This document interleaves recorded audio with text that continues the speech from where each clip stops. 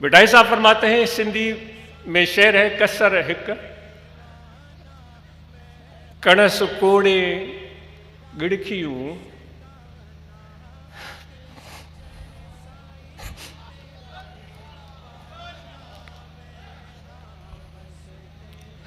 جیداں کیاں پرکھ صاحب صابو۔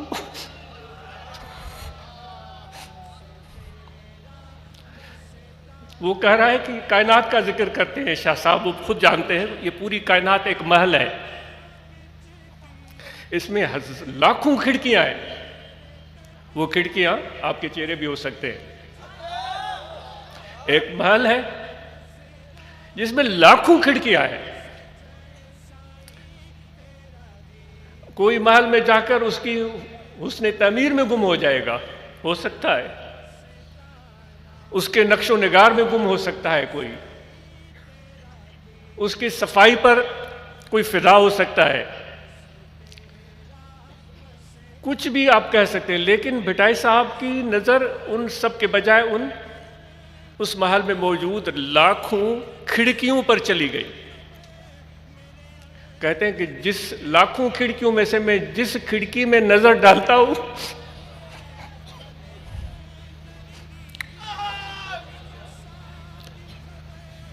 تو مجھے محبوب کا جلوہ نظر آتا ہے۔ تو آپ کے چہرے کو کیوں دیکھنا چاہیں گے؟ کیونکہ جو ذات آپ کو یہاں لے کر آئی ہے، جس نے آپ کے دل کو موڑا ہے، آپ کا رخ اس طرف کیا ہے، وہ کہتا ہے کہ جب تم میری طرف آتے ہو، میرے قریب آ جاتے ہو، تو میں پھر تیری آنکھ بن جاتا ہوں۔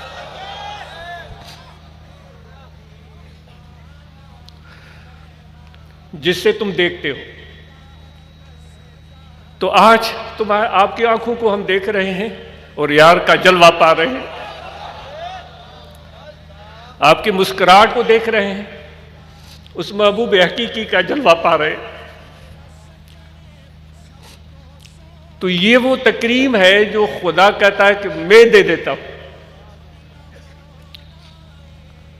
تو آپ کے چہرے کو دیکھ کر تھکان بھی نظر آ سکتی ہے، آپ کے چہروں کے دیکھ کر نیند کی کمی بھی نظر آ سکتی ہے، آپ کے چہرے کو دیکھ کر دکھ بھی نظر آ سکتا ہے، یہ ساری کیفیتیں ہوں گی، ہیں، انسان کی زندگی کا حصہ ہیں، لیکن آپ کے آنکھوں میں، آپ کے چہرے میں محبوب حقیقی کا جلوہ ہے، جو آپ کو ممتاز بناتا ہے، معزز بناتا ہے۔ اس لیے تو کہہ رہا ہے اللہ تبارک و تعالی، ہم نے عزت انسان کو، بنی آدم کو، آدم کے بیٹوں کو، آدم کی اولاد کو عزت سے نواز دیا ہے۔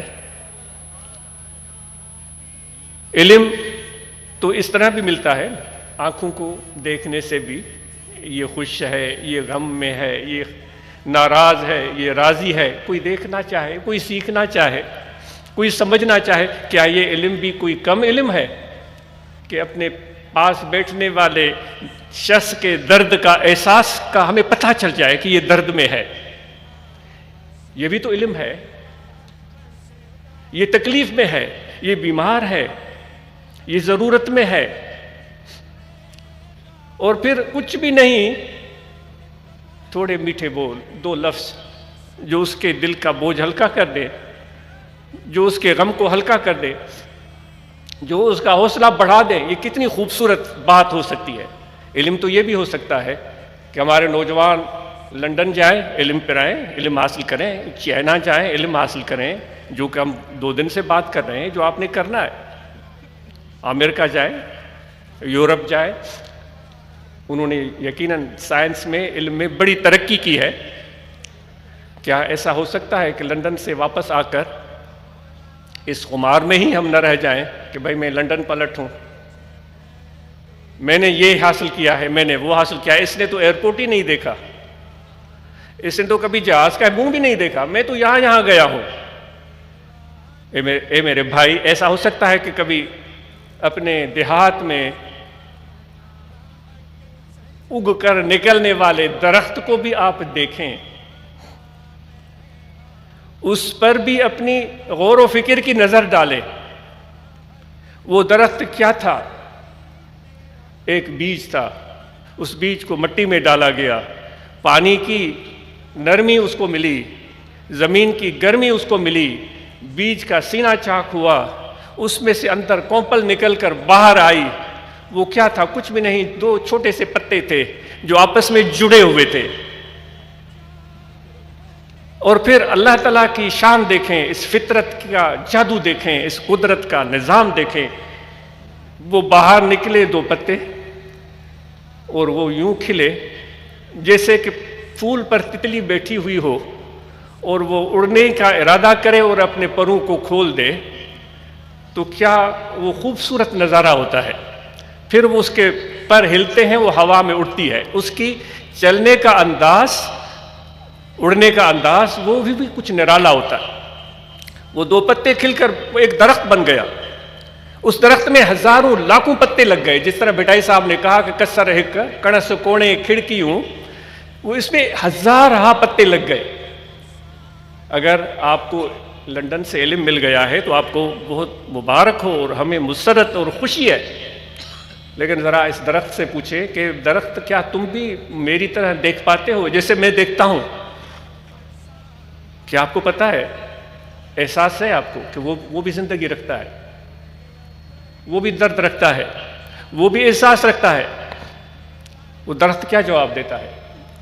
درخت کہتا ہے کہ ہاں میں تمہیں بے جان نظر آتا ہوں، لیکن گہری نظر سے دیکھو، کیوں علم تو سوچ سے ملتا ہے، غور و فکر سے ملتا ہے، گہری نظر سے دیکھو، میں تو کیا، میرا ایک ایک پتا جو تمہیں نظر آ رہا ہے اس میں بھی آنکھیں ہیں، وہ بھی دیکھتا ہے۔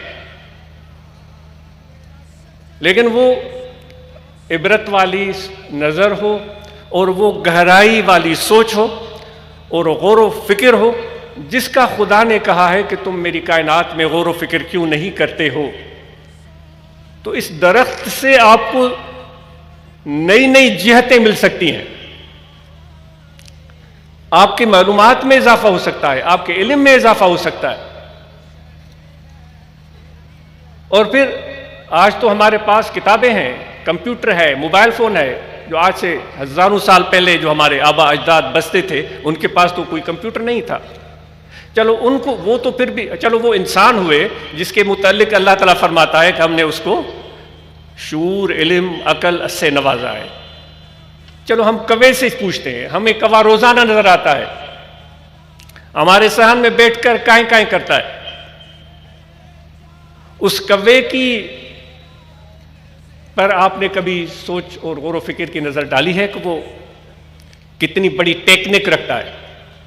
آج ٹیکنک بڑا منفرد لفظ ہے کہ بھائی اس کی ٹیکنک اس کو نہیں آتی جو کہ ہم سیکھنا چاہتے ہیں، لیکن آپ کو علم ہے کہ کوے کو بھی ٹیکنک ہوتی ہے۔ جب اس کوے کو نظر آتا ہے کہ کوئی بچہ ہاتھ میں روٹی کا ٹکڑا لے کر باہر نکلا ہے تو دور سے وہ دیکھتا ہے، بڑے کی طرف نہیں جائے گا، بچے کی طرف جائے گا، اور کیسے ہوشیاری سے اس کے ہاتھ سے وہ روٹی کا ٹکڑا لے کر اڑ کر چلا جاتا ہے۔ یہ ٹیکنک ہی تو ہے، یہ بھی تو علم ہے۔ یعنی کہ علم تو کوے بھی رکھتے ہیں، سیکھنے کے لیے اگر ہم چاہیں تو یہ بھی اس چیز پہ بھی ہم غور و فکر کر سکتے ہیں۔ کبھی آپ نے چیل اور کوے کی لڑائی دیکھی ہے؟ جب چیل اپنے پنجے میں گوشت کا ٹکڑا لے کر فضاؤں میں اٹھتی ہے تو کوے کو جب وہ گوشت نظر آتا ہے تو وہ بھی گوشت کا شوقین ہے، وہ چیل کے پیچھے پڑ جاتا ہے، وہ گوشت کو نہیں چھیڑتا، وہ گوشت کو نہیں چھیڑتا۔ اب اس کا علم دیکھیں، وہ اس چیل کو چونچے مارتا ہے۔ آپ نے یہ منظر ہمارے سامنے ہوتا ہے، یہ چیزیں ضرور غور سے دیکھیے گا۔ اس کو چونچ مارتا ہے ایک مرتبہ، پھر پیچھے بھاگ جائے گا، پھر آگے جا کر چونچ مارے گا، پھر تیسری مرتبہ، پھر اسی طرح پھر پیچھے بھاگ جائے گا۔ کرتے کرتے وہ چیل تنگ آ جاتی ہے، وہ گوشت کا ٹکڑا چھوڑ دیتی ہے۔ اب چیل سے اس کا کوئی واسطہ نہیں، وہ کوا سیدھا گوشت کے ٹکڑے پر جاتا ہے۔ تو یہ علم، یہ سوچ، یہ سمجھ کوے کو بھی ہے۔ آپ نے دیکھا ہوگا کسی ایک کوے کو اگر آپ تکلیف پہنچائیں تو ان کا پورا غول جمع ہو جاتا ہے، اور پھر جس نے تکلیف پہنچائی ہے اس کی زندگی وہ غارت کر دیتے ہیں۔ جب تک جب تک ان کی تسلی نہ ہوئی، سننے میں آیا ہے کہ یہ مہینوں تک وہ اس کو تنگ کرتے ہیں، یعنی اتنی یادداشت ان کی ہے، وہ اپنی برادری کا ہی حفاظت کرتے ہیں۔ تو دوستو، علم حاصل کرنے والے اگر جنگل میں بھی چلے جائیں، ان درختوں کو دیکھیں تو وہاں بھی بے شمار ایسی چیزیں ہیں جن کو کھوجنے کی، ٹٹولنے کی ضرورت ہے۔ ان پرندوں کو سمجھنے کی، ان کو ٹٹولنے کی، ان سے سیکھنے کی ہمیں ضرورت ہے۔ چونکہ انسان ذات کو اللہ تبارک و تعالیٰ نے عزت سے نوازا، اس کو اختیار عطا فرمایا ہے، تو وہ اس کی دسترس میں بہت ساری چیزیں ہیں۔